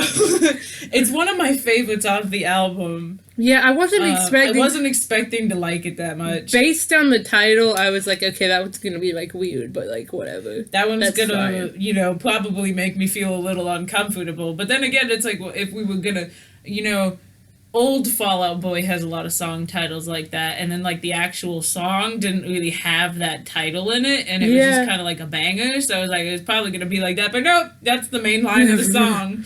It is, but the whole chorus. The song is amazing. The song is so good, and the thing is, when they released the track list, oh, this is broken. Yeah. When they released the track list, they just wrote an acronym for it, so you weren't prepared. You thought, oh, that's a weird title, and then you pull it up on Spotify when it releases, and then you just see that staring And you're at like, you, and you're I don't remember that You're like, one. I'm pretty sure I would have remembered that on the track list. What's happening? We were, like, confused. We thought they, like, added it, like, afterwards or Yeah, I something. thought they, like, had a secret song in the middle of the album that they didn't put on the track list. And then but then I, like, looked, and, like, it was the same amount of songs. So I was like, what happened? Did they kick a song off and replace it? What's going on? But then we looked at the track list and we were like, oh, it's the acronym. Yeah. It's very powerful because it has a very boppy and upbeat, kind of like nonchalant tone, but then like the chorus It's like... is like, at least I don't want to die anymore. So it's like, oh. It's kind of got the, like... This is like one of the songs where, like, the acceptance kind of seems to stay. Yeah, it like, feels like he's gone through the 5 phases of grief, and he's just kind of like, I kind of miss some of the things about you, but also I know I'm better now that you're gone. Yeah. It's like, I kind of miss you, but I'm better off without you, so... You've been gone, I can breathe for the first time. I'm so moving on. Okay, well, anyway. Yeah, I really like how it sounds. It's just It's got a so good vibe. It's got such a good vibe. I really like the distorted, like, woo noises in the background. Yeah, I like the yelling at the end. Yeah. That's always good. Yeah. I always like some I yelling. always love when a song just goes into some yelling, you know? Some screamo. Screaming. It's just very good. It just sounds super good. It's fun to sing along to, which is frankly unfortunate. Can't wait to see the faces of all the parents that brought their kids to the Waterparks concert. And then they're like, hear their 13-year-old child singing along to that song. God damn it, Austin. He doesn't care. He doesn't care. You know he doesn't He care. released merch that's just a wig of his green hair, his like fluorescent green hair, just because he thought it would be funny to see a bunch of people wearing it to the concerts. Like, he doesn't care. I did another Galaxy Brain connection like I did with the entertainments here on Neo Theater, which is that this song is a reverse of Lying is the Most Fun by Panic at the Disco. Because they're both about being cheated on. And in Lying is the Most Fun, the verse is about being cheated on, and the chorus is about something different. And then in this song, the chorus is about being cheated on, and the verse is about how shitty fan culture is. If this is a song to, like, encompass this album, it would probably be this one. Just because it's got, like, both the themes. It's got both the themes just seamlessly blended into one song. Because it's like, you're not like, you gotta think about it for a second before you're like, oh, those, like, you gotta, like, it's about two different things, but you don't really recognize it. It's not like With Lying Is the Most Fun, where they're just like, anyway, where they literally say a line that's basically along the lines of, anyway, shifting gears completely. Yeah, it's like after the first chorus, they're just like, now where did we leave off? Oh, yeah. Yeah, it blends them together really well. And they literally said, like, they also were like, did you really expect to get all of the attention?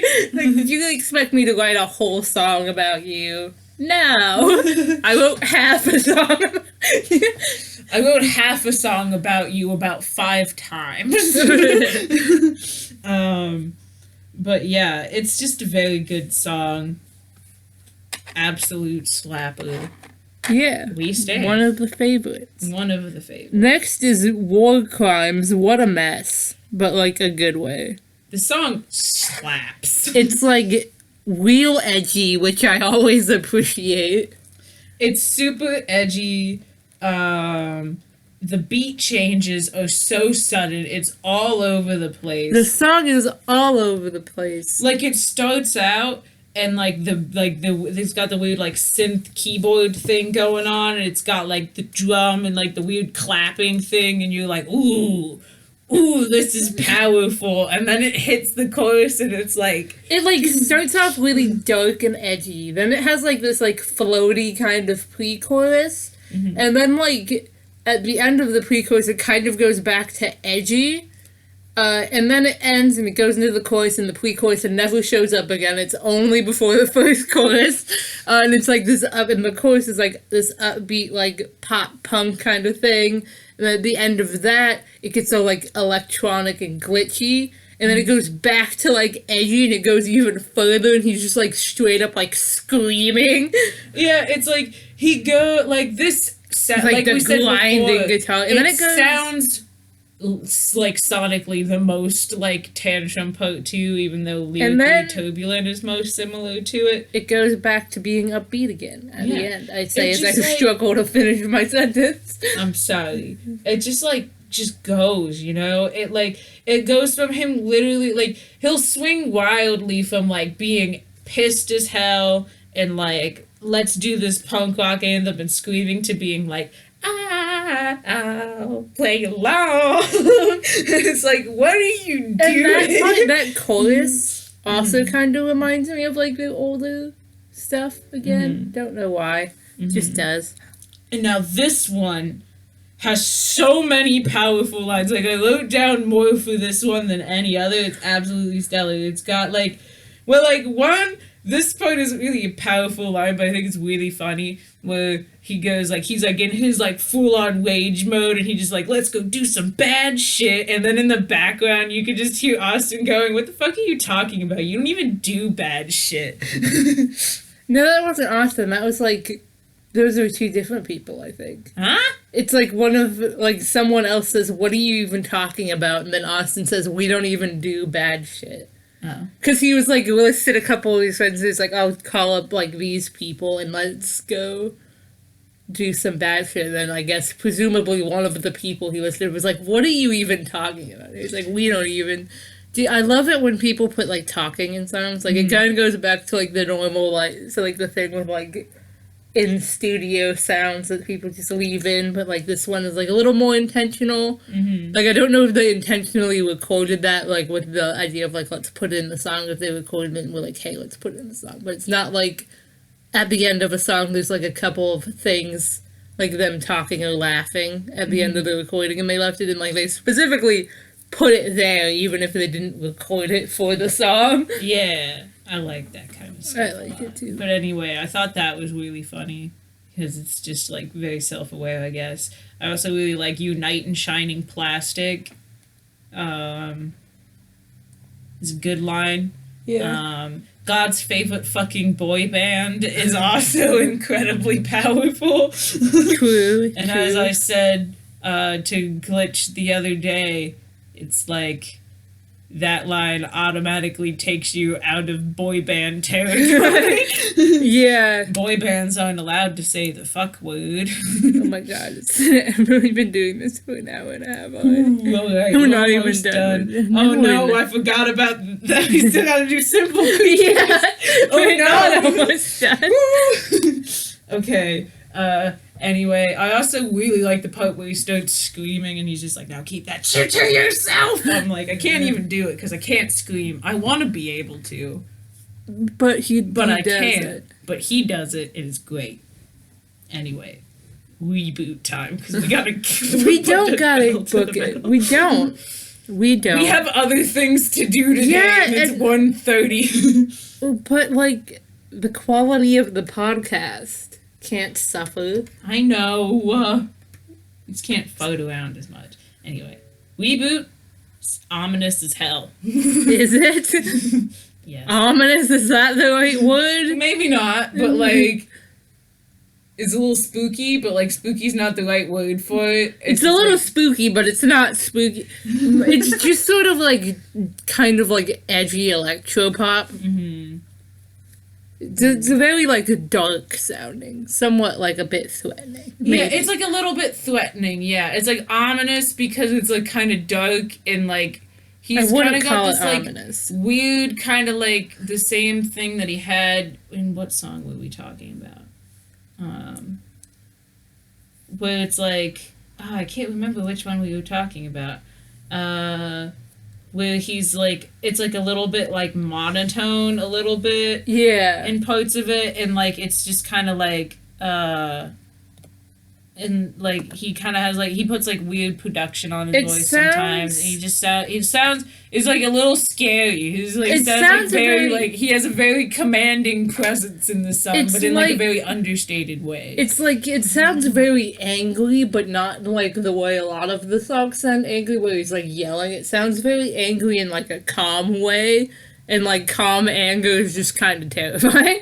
Yeah, you could almost say. It's ominous. No, it's not. This song is not ominous. I would never use that word to describe this song. Fuck you, dude. Anyway, this one also has some like pretty killer lines. It's got some killer lines. It's got a good beat. It kind of has. It kind of carries on from the previous song.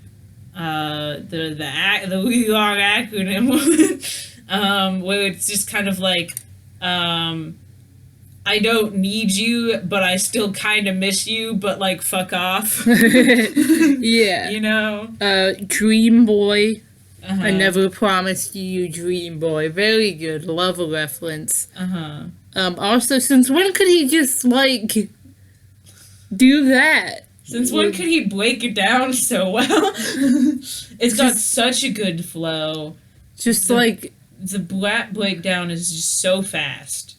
He's just going. When did you learn to do this? How long have you been hiding this from us? The line "I'm better as your chew toy" is absolutely legendary. I never promised you, you dream boy. I'm better as your chew toy.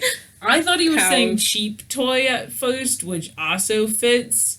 I just thought he wasn't enunciating it very well. But like chew toy is like so good. Because on top of it, just having, like, very visceral energy, it's also, like, very subtle way of calling her a bitch. Yeah. I love it. It's very good. I also just, I want to be able to do the rap part very well, and I can't yet, but I will eventually. I'm determined of it. The whole chorus is pretty killer. Like, the heart I gave you was a decoy, I'm just here to destroy. And then he just goes, like, love in the middle of it. Mm-hmm. Just that part sounds kind of threatening. And someone calls you, like, love in, like, a really angry voice, that's pretty threatening. Is that what he's saying? Yeah. Is that well, like, I know that's what he's saying, but, like, is that what he means? Like, I thought he meant, like, well, like, he says, like, like, I never promised you chew toy. I never promised you dream more and better as you chew toy. And then he says love, love, love. But I thought he was like, I'm just here to destroy love. I don't know. I just took it. Why are you staring at me like Why that? are you staring at me? But I'm like, just looking at you. but like, you know, because like it makes more sense with like the first line for it to be like, like a pet name type thing. I thought he was like just. I thought he was like using repetition, but like giving it kind of like a dual meaning. Maybe, I don't know. I didn't Alright. write the goddamn song. Jeez, that'd be so defensive. You attack me like 8 times throughout this video, and then I just have an innocent question, and you act like I'm like the worst. I'm just saying, I don't know. Like, you asking me like I should know. I don't know. I'm just bouncing ideas off you, home slice. Well, I gave you my idea. Alright, Christ. Anyway, moving on. We're not moving on. Let's start talking. You don't get to decide when I really like the bridge. The bridge is where it's kind of like distorted to the point where you can't even understand all of it. and then like I like cuts out certain words. Good. And then I like the part where he's like, where he says like all on you, where it like stops in between. Yeah, words. so Like, it it just kinda- cuts everything out. and it just gives this really like nice like glitchy sort of effect. I really like that. And there's also a transition between it and worst, which we I didn't talked hear because it's really quiet and I don't listen to I music that loud. Didn't hear it until we were literally writing this podcast.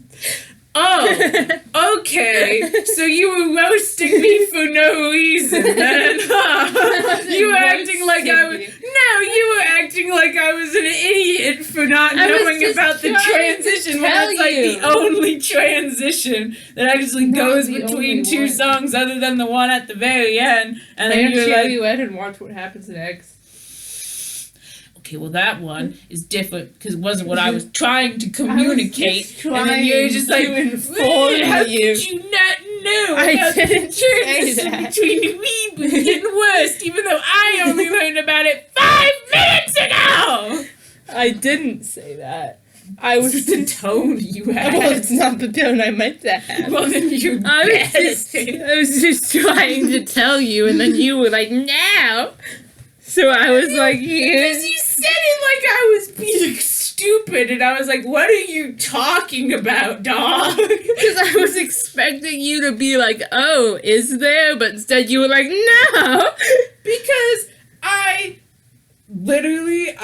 listen, I was like trying to figure, because like I was like, I really don't think there's any transitions in this that like actually lead into the other songs other than like the one at the very end. And then like I listened to it and I was looking for those transitions and I still didn't find one. So when you were like, no, there is one, I was like, what the fuck? But anyway, it's off topic. Anyway, what? This has got like a nice, pleasant vibe sonically, It has a very But- groovy beat. but it's back to like angry and sad. Yeah, it's very powerful and has like big literally he says fuck you and your friends in the song. So it's got that anger in it, but it's a very like kind of upbeat, groovy kind of vibe. Yeah. I really like the piano kind of Yeah. thing in it. I like the guitar is really good. The Yeah. clapping's really good. I guess it's clapping. Sounds like clapping. I like the, again, he's like just inserted like him talking into Pretty it. cool. And that's not what I was talking Which about. part were you talking about? The part like after the chorus. Where it's just him like talking. I mean, the pretty cool Yes, thing is great too. there's that. The pretty cool seems more like, less like the thing in War Crimes and more like the thing where it's like they stopped. Like just a bit of like the recording at the end that wasn't them recording the song. Like he finished like the take and was just like pretty cool. And he just sounds so happy and I love it. And Especially then- after such like an angry song. But But yeah, I do like the talking in between the chorus and the second voice. Voice? Verse. I've been talking for a long time. Please leave me alone. I know. I really like the part where he goes like, "What's that?" And then like in the background you can just hear him go, "What?" I like that. Yeah, that's cool. What else did I want to say? Oh yeah, I was really confused with this song. Wow. Because they referenced it in Watch What Happens Next, and I assumed it was like a really old song which I hadn't heard yet, which it kind of was. It wasn't like a Waterpark song. It was like Austin's song. It wasn't really. He just like recorded it and like then put it on the internet. Yeah, like it wasn't like it was just a song that was out there and I hadn't heard it yet. And so I assumed that's what he was talking about, Watch What Happens Next, which he was. But then the track list came out and I was like, what the fuck? And I just kind of decided not to worry about it because I didn't really know what was going on. Were you even more confused when you realized there wasn't even auto-tune in this song? Yeah. Because there's not in this version. There's like a bit of it in like the original version, which like I know he was like in Watch What Happens Next, he was complaining about people whining about the auto-tune. And like I don't have a problem with using auto-tune for artistic purposes. But like I do think the song kind of sounds better without it. I do like this version of it more, and I'm assuming they do too, which is why they didn't put it on the album. which is why they made it this way. Yeah, I do like the production on it a lot better. It's a little bit more like sonically complex, I think, and I like auto-tune used for like artistic kind of like production-y, like just cool effects that you can't do with your voice kind of thing. But I do like, and it could partially be because I like the vocal take in this version better too. Yeah. This is a much better vocal take. I like it better without the auto-tune, just because. Again, could just be because. It could just be because the vocal take's different, but you know. Sometimes it's like with auto-tune, it's like if you put it, like it's meant to make people who aren't good at singing sound better. Is that its general purpose, or is that just what a lot of people use? So its general purpose is to make you sound better. Mm-hmm. But like sometimes if you put it on a singer that's like already good, it kind of just sounds worse. I think it just kind of makes them sound like kind of robotic in a way. Like in Nails for Breakfast, Text for Snacks. Yeah, like that's what you can use it artistically, but like sometimes. Like I don't think anyone's ever successfully used it on someone who sounds bad and then made their voice actually sound good. It just sounds distorted, which is a cool effect. But sometimes, if they're a really talented singer, I just like them singing and just showing off. So we're not like hitting on auto-tune. Or anything. We're not. I like the original a lot too. Yeah, it's just I don't know. I just like the way his voice sounds without it. You know, and I guess they did too, considering they didn't put it on there. But yeah. Anyway, Zone Out. Very spacey and peaceful. Yeah, the title is pretty, like, accurate. Yeah. It's very accurate. It's literally just the chorus of Dream Boy. Apparently it came first. Yeah, they wrote it first, apparently, and then, like, they, like, wrote Dream Boy, so I guess... They liked the lyrics so much that they made it into another song, but then they still liked this one. Mm-hmm. I think it kind of is good for, like, pacing out the album, and I think it, like... It's, like, a little bit spookier than Dream Boy, so I think it, like... There's so many references to, like lyrical connections between the song that I think it works really well in this album, especially as, like, the second to last song. Yeah. And it's just... I like it. I like the kind of... I called it lullaby synth, because it's, like... Oh, yeah. It's, like, just, like... It's just, like, a synth version of, like, the notes that you sing, but it sounds like kind of, like... Not music box is the right word. It's just kind of like a very tinkling kind of synth. Yeah. And it's very good. Yeah. And it's got this like kind of like snapping. Yeah, it's like very like slow snapping. And like normally when somebody talks about snapping in songs, it's like a little jazzy kind of thing, and then this one's just like really slow and really like peaceful, and I like it. I like it. I felt younger when we met.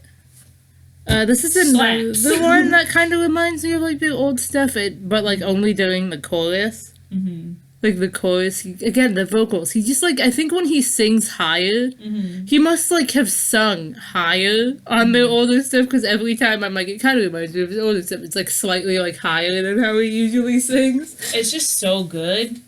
It's very good. The chorus is like kind of spacey and like just like pretty and like kind of like calm, and but he has still, like his kind of voice. punk. Yeah, and like the vocal take is like really like not like whispery, but like doesn't have a lot of force behind it. And then like the fucking verses just like pop the fuck off. They got that pop punk guitar, that pop punk drum beat. There's a lot of weird production on it, and it's just very like overwhelming as a last song on the album, because they're just like throwing all this shit at you, and you're like, hell yeah! It's very good. It had a very similar vibe to me to like Cherry Red, which like makes like Cherry Red had a very specific vibe, and like this song has that same specific vibe, which is great for an opener and closer. I found that I like it when an opener and closer are similar vibes. Neo Theater did it too. It just really makes it like an experience. Like Track listening to the listing, album all the way I through. could do a whole podcast on how important good track lists are. It makes the album so much better, and it just ties everything together. And I think especially with the fact that, like, as I said for the 8th time this video, like the most legit transition between two songs that this album has is on this song. And so it leads into Cherry Red, so it only works if you listen to the album on loop. But it like the album, it just loops, and it's really cool. Never seen someone do that before. The closest that I've seen to it is like Neo Theater having like the chorus thing in both the beginning and the end, but again, like it doesn't like loop. Or like in Vices and Virtues, where they have like lines from like Mona Lisa. But again, that's not like Newly Witches, which is not again not a loop. That's like cool. Yeah. And I like that. And it kind of has like a similar like effect of making it feel like cyclical. Connected? Yeah. Yeah. But it's not like literal seamless transition from the end of the last song to the start of the first one. So if you played them on like a CD instead of like Spotify, where it has to take like 3 seconds to load the next song, you wouldn't even notice that the album started over at first. Yeah, it's so good. And like I like how it just kind of cuts off really suddenly at the end. Yeah, to like move into the transition. I've never seen a song that both cuts off in like the middle and then also has a transition outro. Like it, like they build it up into this big screamy thing, and then it just cuts off before like the last word basically, and then just goes into the smooth transition that leads into Cherry Red. With like this weird so like good. ticking kind of sound. Yeah. That like fades out while like the intro fade to Cherry Red fades in. This one has some killer lines. Namely, I said I loved you to death, so I must be dead. Yeah, and then that also ties in with Cherry Red again, because it goes from like, you know I died for you. Yeah. To, so I must be dead. It's very good. It's very good. It's just such a simple kind of line. Like, that's a pretty simple twist on, like, a common saying. Yeah, that's a big thing in alternative bands. They, like, put twists on idioms, but continue. Yeah, they, like, take a, like, common idiom and, like, put a little twist on it. And it's, like, it always seems like such a simple thing to do. But it's very clever. It's a very clever way to tell someone to fuck off. Yeah. I said I'd love you to death, so I must be dead. Because I hate you. I also really like the line, it makes you sick, you know my skin. Because it's such like a visceral line, and it's like feels so genuine. And it's like a thing that like makes a lot of sense. And it's like a thing that I've thought about a couple of times, but then like nobody like ever talks about it, where it's like, how do you deal with the fact that like there's this person that used to know you like so well, and now they're just out in the world, and it's not even like you just you just grew apart. Like, you don't like each other, and they got all this like information. Like, if you on had you. like a serious relationship with someone, Mm-hmm. and like it's like, especially if it's like recent, because it was like you had like a best friend in like middle school, and it's like, well, they don't know you anymore. Mm-hmm. They just knew what you were like. But it's like, if you had like a really like serious romantic relationship with someone, they probably know things about you that like other people don't. They're just around now. They've just got this information on you, and they don't like you. I think John Mulaney did a bit about it. Mulaney did a bit about it. Which I'm not gonna repeat, but like, that's pretty much the mood. It's like, what do you do? Like, how does that feel? It must feel really like weird and like vulnerable, and like not in like a good way where you being vulnerable with your friend, but vulnerable like you're in the zombie apocalypse and all you have is like a toothpick. You know? But it's a very powerful line. It makes me sick, you know my skin. That gets the whole message out right there. Anyway, I have a couple of the lyrical connections written down that I've been referencing. There's like a lot that I didn't talk about, but like there's Telephone, where it says pictures of our faces till we share a name, and then in Never Bloom Again, where he's just like, we'll be till we're sharing last names. Yeah. Then, you know, there's obviously like, am I the boy you dreamed of, and I never promised you, you dream boy. There's a bunch of different references to the color red in the song, just throughout the whole album. And there's a bunch of other ones that I couldn't think of, but they're there. Did you write them down? I couldn't think of them when I was writing them down. Okay. One of them was the like, so I must be dead, and the, you know, I died. Okay, so you can think of them. Yeah, but I already talked about that one. Alright, then why'd you even mention it again? Because you're the one who's like, we gotta like hurry it up, and now you're just like, oh, and there's some stuff I was going to say, but I can't remember what it was. Yeah, that was what you gonna say. Anyway, moving on. Civil Creatures. Everything opposite. Thank God it's just an EP. There's only 5 songs. So yeah, it's called Everything Opposite. It's an EP. First song, Special. That's been out for a while, hasn't it? It's been out for a thick minute, yeah. It's a bop. I didn't know it was gonna be on that EP because I thought it was one of the songs from one of their older EPs. By older EP, you mean the one EP from like 3 months ago? Yes, I thought it was off of that EP because it's just been around for like as long as I've liked the band. No, it's a new one. Yeah. It's just this nice, edgy, messy electronic song with like emo as hell lyrics, which is basically what Simple Creatures is. It slaps. It gets stuck in my head all the time. It's got killer guitar riffs. The bass is great. I thought this one had a really weird music video until I saw the rest of their music videos. I don't know if I've seen the special. For some reason, it's like on their first EP, all the music videos were like pretty normal. Mm-hmm. Like, you know, they had like a bit of like, you know, they were pretty interesting. Oh, is this the sock puppet one? Yeah. Yeah. And then for some reason with this EP, I guess they just like were on crack when they thought about the idea of music videos, because these ones are all really weird. Mm-hmm. Yeah, it's very strange. It's just a very good song. It's very solid. It is very Simple Creatures. It's got like just their vibes. It's just a very solid song with really good production. I really like the part after the chorus, like the post chorus, where it's just like that, like the good. I like that. I also really like the line, "This town's too big for the one of me," because it's like, well, one, I really like the flow of the verses. It really just makes me, like, you can't see me doing it, but like it makes me want to do this Some terrible dance. This very specific, like, kind of dance, and I don't know why. It's terrible. So sounds too big for the wannabe. I thought he was saying the wannabe. I think they're saying the wannabe. Because it's again, with the thing. Yeah, it's like a play off of this town ain't big enough for the two of us. Yeah, but again, it's saying like it's too big for just me.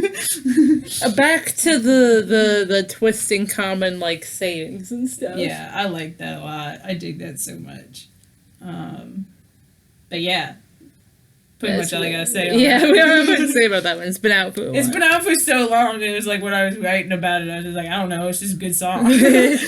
Yeah.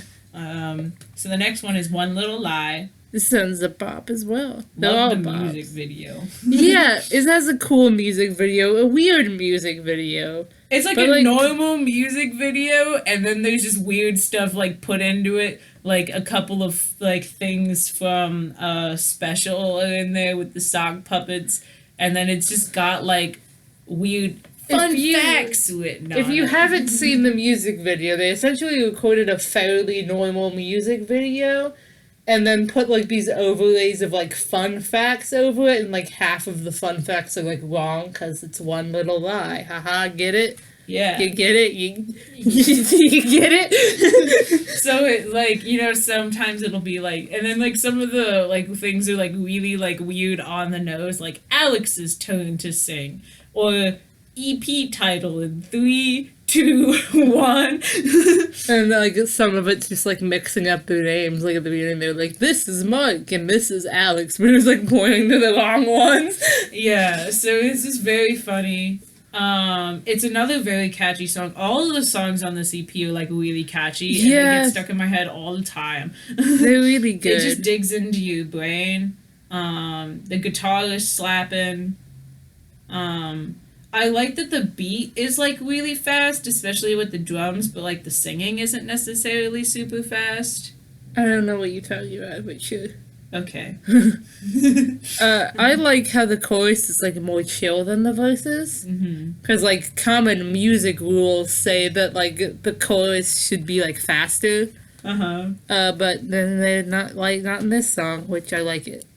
I really like the line, "My head gets heavy every day like it's filled with rocks and memories." Yeah. Because it's like, it's a good line and it flows really well, and like it's like, big mood, but then it's also like very weird because they say like it's filled with rocks, which, you know, is just like, you know, your normal simile, and then it goes, and memories, which is like what your brain is actually filled with. Yeah. I guess they just didn't think memories sounded heavy enough. Yeah. So I like it. A very good song. EP title was in the song. Yeah. That's always good. Yeah. There you go.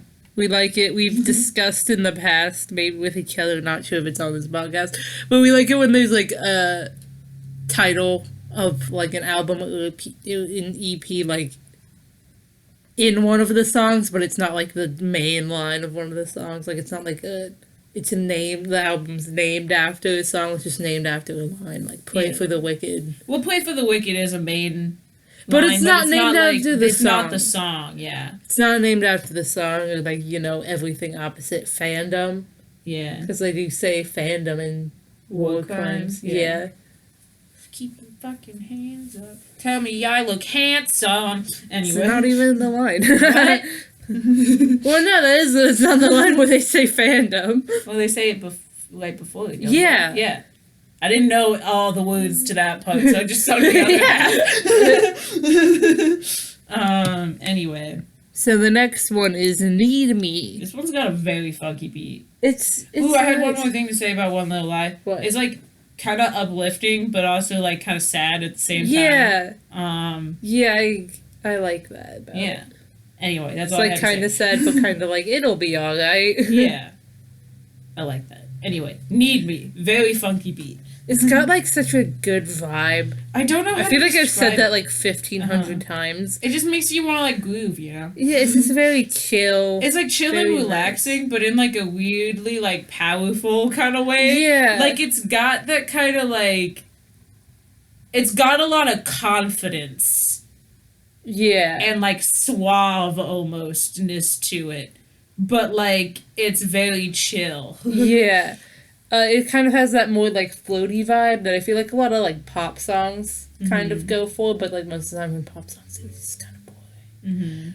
But they pulled it off quite well. Yeah. I love when they say kick drum, and then in the background it has two just really big kick drum. Like, I love it. I think the technical term for it is dirty, where like it's not a clean sound. It's just this really dirty kick drum hit. Yeah. I love it when songs do stuff like that, when they have like something in the music correlating with the lyrics. Like in Maddo's Rabbits, I think they mention like a trumpet, and then like there's already trumpet in the song, but like the trumpet part like changes and it becomes like louder, and like 3:30 with AJR, where like the song's 3 minutes and 30 seconds long. Yeah. I just love it when like the lyrics connect to like a more like meta musical part of the song. It's like meta, and like it feels like very clever, and it makes you like feel cool for catching it. Yeah. You know? And it's got a bunch of weird synth stuff that I like. And in my notes, I said that it's like a little dark and spooky, for lack of a better word. But I think the way that I like caught it out is that it's not spooky, but it's like confident, but in like a weird way. It's like kind of like there's like the song itself isn't like sad, isn't like particularly sad or dark, but it like kind of sounds dark. Like it sounds kind of like a villain song, in a like, not like in like the lyrical not like the lyrical content, but it sounds like somebody who's like not a nice person but is very confident. It's got the kind of like charmingness to it, but like got like some like darkness in there, like a very charming villain. But like there's nothing. The lyrics are just a pretty normal song. The lyrics are a pretty normal song, but just like the way the that lyrics it sounds, are ominous. It's like the way that it sounds and the way that they sing some of the lines, it's like, ooh, this dude's a little spooky. I kind of get what you say. I didn't know how to articulate it well, but I feel it. I feel like if anyone's listening to this like hasn't heard the song, they're gonna be like, "What the hell?" But like, I kind of like that line where he's just like, "I'll be on my best behavior." Like the way that he sings it, it's like, ooh, it's like gives you a little bit of the heebie-jeebies, but in like a good way. Yeah, I was gonna say, Alex sounds like really good in like the second verse. Like he always sounds really good. He sounds like really good. Like it must be like some kind of affliction or effect on his voice, but it sounds really good. Anyway, I forgot to mention this with one little lie, so I'll just sidetrack us. They like divided up the song different than they usually do, in like a slightly more organized way than they usually do. Like, usually it's like one of them gets a verse and like they sing the chorus together. But in this one, it's just like Mark singing the verses and Alex is singing the chorus. Yeah. Anyway, it wasn't super important. I just. Anyway, on to The Wolf. It's one of my favorites. It's so edgy. It's so good. It's so edgy. It literally just, the first line is, I know I'm not supposed to stare into the sun, but I just like the way that it burns. That is the most, like, edgy pop, like, punk rock, emo kind of shit, and I love it so much. If any of you like yell at us for what like genres we're classifying those, just fuck off. Listen, they're all of them. They describe themselves as like trash pop. Trash pop? That's what they call it. Oh my god, I understand it, but listen, all of the bands we like have like 18 different genres, and half the time they go into some like weird shit like a trash pop. But trash pop is a real shoegazing. It's not like a genre they made up or something. It's actually like a real genre, which honestly, hilarious. If you look at the other songs that count as like trash pop, it doesn't seem like they fit in at all. But like, I kind of get why they call that, because it's kind of not like knowing anything about any other band or song that falls into trash pop. I understand why they called themselves trash Yeah, that's pop. what I thought, but then I was like, I want to know what this is, and then I looked it up, and I was like, oh, that's not them at all. It's like, it sounds like the name sounds like it fits for them, but like when you look at like other artists in it, you're like, oh, that's, they don't fit in there at all, but like, whatever. They also describe themselves as emo, so like, I can call them emo if I want. It's got very funky production effects and instrumentals, which I really dig. It's got like hardly any instruments in it. Yeah. It's like mostly just vocals, but then they cut in with these like really like dirty, gritty like synth guitar shit. Uh-huh. And it sounds really cool. I love the synth that sounds like a wolf after the second chorus. Yes. So good. Like, am I the wolf? And it just, it's great. And it's followed by a banging bridge. And there are some great lines in there. The line, like, you keep telling me I'm bad for me, it gets stuck in my head all the time. You keep telling me I'm bad for me and worse for the one. Yeah. I really like the line, you got me wrapped around an angry middle finger. Again, with, like, the common sayings thing. I really like how the first chorus, like, leads into the second verse with zero hesitation. Mm-hmm. Like, it's just the first chorus ends and then it's just like, oh, here's the verse. And this is another one where it's, like, the like, chorus is, like, slower than the verses, which makes it... This is a song I would describe as ominous. You're right. It does have a little bit of that in there. This one's a bit ominous, and I love it. Like, literally one of the lines are like, my teeth are sharpest when I tear out... Is he saying the truth? I think so. That's what I thought. Because, like, the boy who cried wolf kind of theme. Very good. Well, another line is like, I came to feed the monster under your bed. It's a very ominous song, and I really like it. Yeah. This is another one where they divide up the song differently with the vocal, since they both sing. They have to, like, divide up all the songs. This one, they just each get, like, a solo verse and, like, a solo chorus that are, like, right after each other. Yeah. So it's like they sing a verse, and then they just keep singing the chorus, and then they switch off, and it's cool. I like it. Yeah. Anyway, on to Nevermind, which is just NVM, but stands for Nevermind. It's another one of my favorites off the album. It's EP. another one with a really great chill vibe. Yeah, it flows super nicely. I love, like, the reference to the previous song where he says, I've been crying wolf so long. It's like, hey, I just listened to that. The pre-chorus and the chorus blend together so nicely, and like that whole like section of it just is so good. Yeah, I like the flow of it's so nice. It's so fun to sing along to. I also like how the bridge like repeats twice. Mm-hmm. Like they have it where the bridge usually is, and then they repeat it again at the end. It's just such a pleasant. It's like sounds like kind of happy, but like also kind of not. Yeah. I like the trade-off that they have where they like alternate lines and then blend together for the chorus and the bridge. Yeah. It's very good. Juggling two vocalists can be a lot of fun. Is the conclusion of this.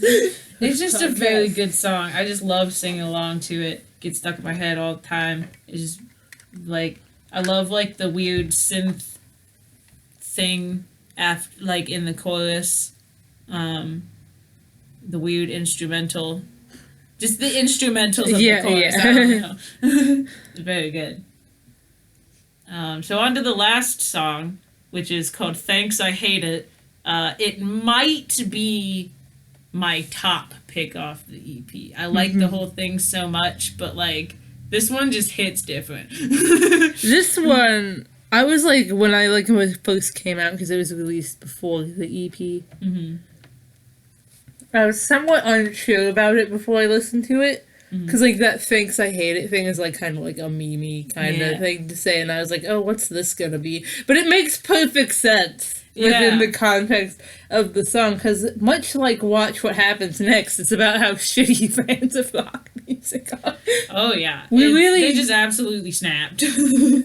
I think we've just broken them all. We have, and it's like I'm just 100% here for alternative band, like finally being done with the fan shit. Like we do them so dirty, and yet expect so much from them, and it's like I'm just here for the fact that two bands just snapped in the same way at the same time, pretty much. Because they came out like pretty close to each other it's as like well. about the time like I was like about to like snap with. Yeah, it's just a very good song. I really like the dirty garage band way that the song like starts. Yeah, it goes and the way straight that, from like, this put it really in like there. beautiful Mhm. kill kind of song just into It's like that did not help my unsure about it when I first. I was like, "What's this gonna be?" And I clicked on it. I was like, oh no, and like now I like how it sounds, but when I first heard it, I was like, and I was like, okay, I was like, I see what they're doing, but I hate it, but it's actually like I really like how it sounds. I think now. it was just because at first you're like, is the whole song going to sound like this? But then you're like, oh no, it's kind of that same riff, just like a little bit more refined. So then it's like you're okay with it for like the intro, but like as the whole song, it might be a little bit like yikes. I just love that they're just roasting people. That they're just calling out people for like roasting their shit and then still pretending to be fans of the band. And then they're just like, oh, say it to my face, motherfucker. So that's pretty much what they're doing. It's very catchy. Again, all the songs on this EP are really catchy. And then it's a really big pop punk anthem. And it's like the instrumentals are banging. The production is really good on it. What else was I gonna say? Oh yeah, like the part where they're like, "Thanks, I hate it." Yeah, like I like all the different like they whenever they say thanks, I hate it. They like edit the voices differently. I like the weird laughter at the end. Yeah, for no reason. it just laughs. It's just creepy, ominous laughter. And then it just goes thanks, and then it ends. The music video was some crackhead shit. The music video is hilarious. Just go watch it. If you've never seen it, just go watch it. So much. It's the I think best you'll understand. thing. At first, you'll be confused, but you will eventually understand exactly what they were trying to do. I don't want to spoil it, but I will just tell you this. All of the comments on the video are, thanks, I hate it. So there's a lot of powerful lines in this song too, especially like the beginning and like the end verses, I guess is what you would call them, where they like throw another penny in the fountain, leave my dead body on the side of a mountain, you bathe in the light of a trash fire. It's like see the stars in the eyes of a vampire. it's like that. There you go. That's pretty much. There you go. It's like the juxtaposition between them like putting their heart and soul into their music and just hoping against hope that people are gonna like it, and then we're just a bunch of goblins and we just give them shit for it. We don't. We personally don't, we just spent like a half hour praising it. So but a lot of people do, and it's garbage. But yeah, that's all I have written down. Yeah. My voice hurts from talking for 2 Took hours in and 2 7 hours. minutes. 2019 is truly the year of the emos. Rise up. Bye. Bye.